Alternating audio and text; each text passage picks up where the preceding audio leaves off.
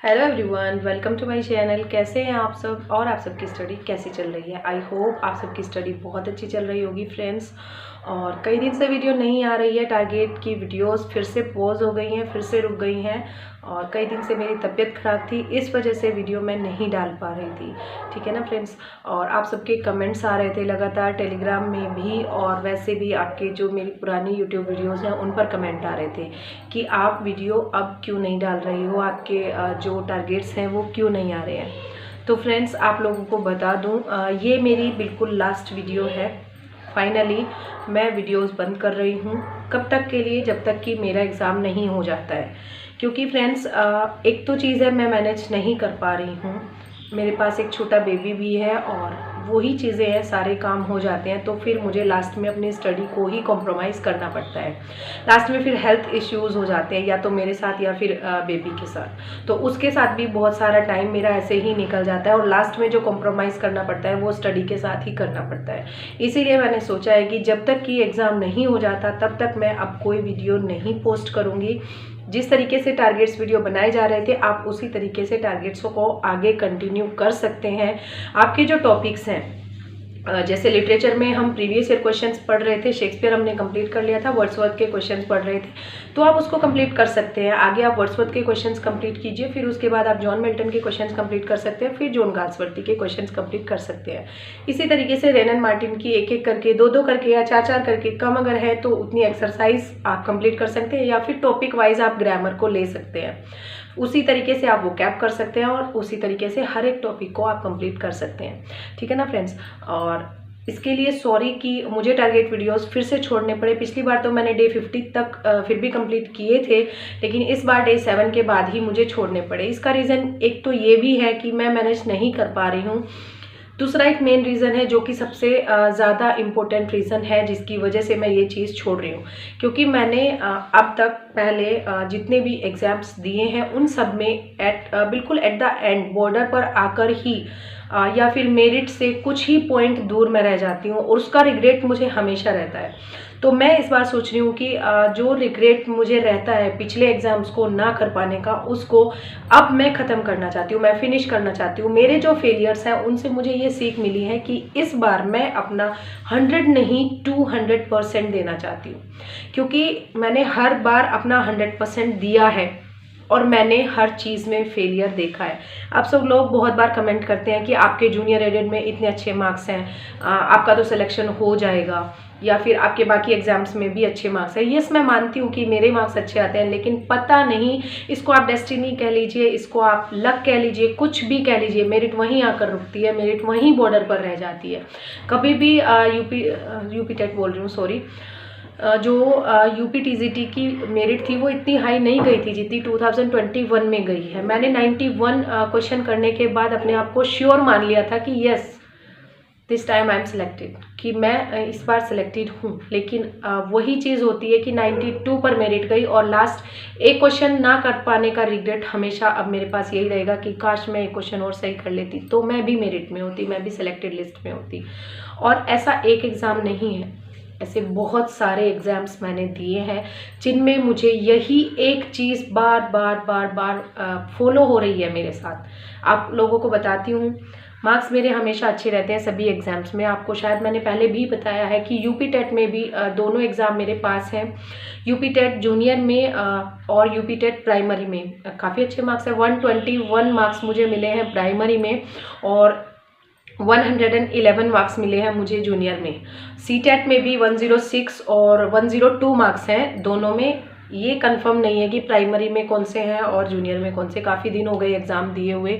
Super TET में 105 marks मैं लाई थी, और मेरा मेरिट से ओनली 0.18 के डिफरेंस से सिलेक्शन रुका था।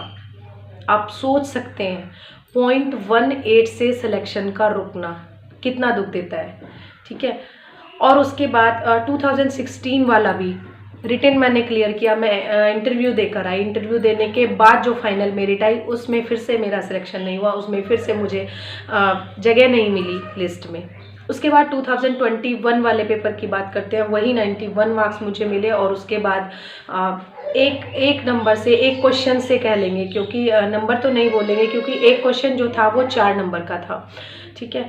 और उसके बाद उससे पहले ही DSSB का 2018 वाला जो एग्ज़ाम मैंने दिया था उसमें 0.25 से मेरा सिलेक्शन रुका था मेरिट में आने से, फाइनल मेरिट में आने से, ठीक है। 2021 वाला भी मैंने दिया था लेकिन उसका मैंने रिज़ल्ट ही नहीं देखा क्योंकि वो मेरा पेपर ही इतना अच्छा नहीं गया था, वो कुछ कन्फ्यूज़न में रह गया था। मेरा पेपर जो है टाइम की वजह से लास्ट का जो पार्ट है वो छूट गया था, इसीलिए उसका मैंने देखा ही नहीं कि कितना आया कितना नहीं। लेकिन मुझे पता है कि कहीं ना कहीं उसमें भी मुझे कम ही मार्क्स मिले थे। तो बस यही चीज़ है कि एट द एंड एक चीज़ देखने को मिलती है कि नो कॉम्प्रोमाइज़ विद स्टडी।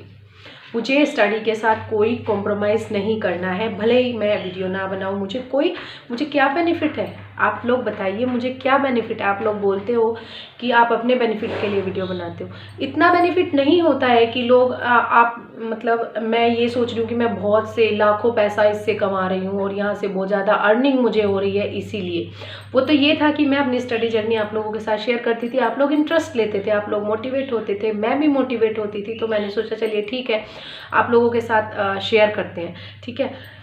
ऐसा नहीं है कि लोग YouTube पर अर्निंग के लिए ही आते हैं, मैं भी अर्निंग के लिए ही वीडियो बना रही थी। मैंने ये नहीं किया कि हाँ चलो ठीक है नॉर्मली बना रहे हैं हो जाएगा तो ठीक है, अदरवाइज नहीं, ऐसा कोई भी मेरा पर्पस नहीं है कि ओनली अर्निंग के लिए वीडियो बनाई जा रही है। वीडियो मैं इसलिए बना रही थी कि जर्नी अपनी शेयर करनी है, भले ही उसमें फेलियर हो, सक्सेस हो, स्ट्रगल हो, जो भी हो, मैं वही आप लोगों के साथ शेयर कर रही थी। लेकिन अब मुझे ऐसा फील हो रहा है इतने सारे एग्ज़ाम्स देने के बाद और उनमें बिल्कुल at the end main point जो बिल्कुल रह जाता है कि बॉर्डर पर रह जाने के बाद मुझे लगता है कि कहीं ना कहीं ये मेरी ही लापरवाही है, कहीं ना कहीं मैं ही कोई कमी छोड़ रही हूँ। और वीडियोस के लिए टाइम देना ही पड़ता है, कितने भी मिनट की वीडियो हो, वीडियो बनाना, फिर उसको पोस्ट करना, अपलोड करना, सारा कुछ प्रोसेस रहता है। और एक बच्चे के साथ ये सब कर पाना पॉसिबल नहीं होता है। कई दिन से मैं नहीं कर पा रही हूँ, हेल्थ इश्यूज़ हैं, फीवर था, कोल्ड कफ था, उसकी वजह से वीडियोस नहीं आ रही थी। अब मुझे ठीक हुआ है तो अब बेटी को हो गया है, इसीलिए मुझे थोड़ा सा सही नहीं लग रहा है, मुझे मैनेज नहीं हो पा रहा है, इसीलिए मैं अपनी स्टडी में बिल्कुल भी ध्यान नहीं दे पा रही हूँ। और ये मैं बिल्कुल नहीं चाहती कि मैं किसी भी चीज़ के लिए अपनी स्टडी को कॉम्प्रोमाइज़ करूँ। इसलिए आप सब लोगों से बस यही कहना चाहती हूँ कि अपनी स्टडी बहुत अच्छे से करिएगा और अपना जो टारगेट है, जिस तरीके से टारगेट्स वीडियो आ रहे थे आप उसी तरीके से आगे टारगेट जो है मेंटेन कर सकते हैं और अपनी स्टडी इसी तरीके से कर सकते हैं। बीच बीच में प्रैक्टिस सेट्स देते रहिएगा और अपना जो एनालिसिस है उसको करते रहिएगा, जिससे कि आपको पता चलता रहे कि आपका जो एनालिसिस में वीक पॉइंट जो निकला है उस पर आप वर्क कर सकें। मैं आप सभी लोगों के लिए बेस्ट विशेस दूंगी और अब जो वीडियोस आएंगी वो एग्ज़ाम के बाद ही आएंगी। सो फ्रेंड्स, बस ये थी आज की वीडियो और ये प्रोबेबली मेरी लास्ट ही वीडियो है। मैं चाहती हूँ कि अब मैं आप लोगों के साथ शेयर करूँ एग्ज़ाम के बाद ही कुछ भी, जो भी प्रोसेस है, जो भी चीज़ें हैं, कैसा एग्ज़ाम रहा, क्या हुआ क्या नहीं। एग्ज़ाम तक अब मैं कोई वीडियो नहीं बनाऊंगी, एग्ज़ाम तक मैं सिर्फ अपनी स्टडी पर ध्यान देना चाहती हूँ, ठीक है। उसके बाद से ही वीडियोस कंटिन्यू होंगी, उसके बाद देखते हैं कि किस तरीके से कैसे क्या होगा। लेकिन तब तक मैं अब यूट्यूब में या किसी भी चीज़ में अपना टाइम जो है वेस्ट नहीं करना चाहती, मैं अपनी स्टडी को कॉम्प्रोमाइज़ नहीं करना चाहती। सो फ्रेंड्स, मिलते हैं एग्ज़ाम के बाद। एग्ज़ाम तक के लिए आप सब लोगों को बहुत बहुत बेस्ट विशेस कि आप अपने एग्ज़ाम की तैयारी अच्छे से करें। आपके पास बहुत टाइम है, अभी भी आप स्टार्ट करके अपनी प्रिपरेशन कर सकते हैं। इसीलिए मैं चाहती हूँ कि आप अपनी प्रिपरेशन बहुत अच्छे से करें, फोकस के साथ करें। और इसीलिए मैं चाहती हूँ कि मैं भी अपना जो फोकस है वो बनाए रखूँ, कंसंट्रेशन बनाए रखूँ। बहुत सारे काम रहते हैं, बहुत सारी चीज़ें रहती हैं जिसमें हमारा जो ध्यान है वो बढ़ जाता है। इसीलिए मैं चाहती हूँ कि मैं अपनी यूट्यूब वीडियोज़ के लिए अपनी स्टडी को कॉम्प्रोमाइज़ ना करूँ और अपनी स्टडी को आगे कंटिन्यू रखूं। तो स्टडी के लिए मुझे इतना करना पड़ेगा, क्योंकि ये जो रिग्रेट होता है बार बार मुझे, और ये मेरे लिए लास्ट चांस है, मैं इसके बाद कोई चांस नहीं लेने वाली हूँ, क्योंकि हम सबके लिए आई थिंक ये लास्ट चांस है। आगे से क्या चेंजेस आएंगे कुछ नहीं पता, कुछ कहा नहीं जा सकता, एग्ज़ाम में क्या होने वाला है, किस तरीके से बदलाव आने वाले हैं। इसीलिए बस यही कहूँगी कि best of luck for your study, best of luck for your preparation. अच्छे से स्टडी करते रहिए और खूब मेहनत कीजिए और अपना एग्ज़ाम जो है क्लियर कीजिए। सो फ्रेंड्स, मिलते हैं एग्ज़ाम के बाद। तब तक के लिए thank you so much and best of luck for your study.